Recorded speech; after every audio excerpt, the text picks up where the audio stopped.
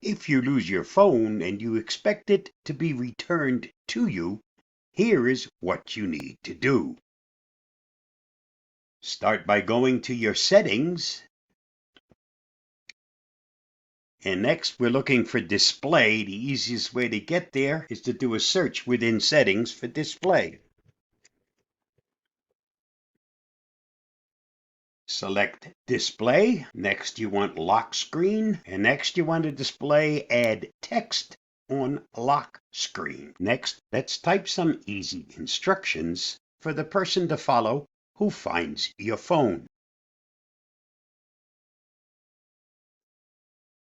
Once you've typed your message, select Save.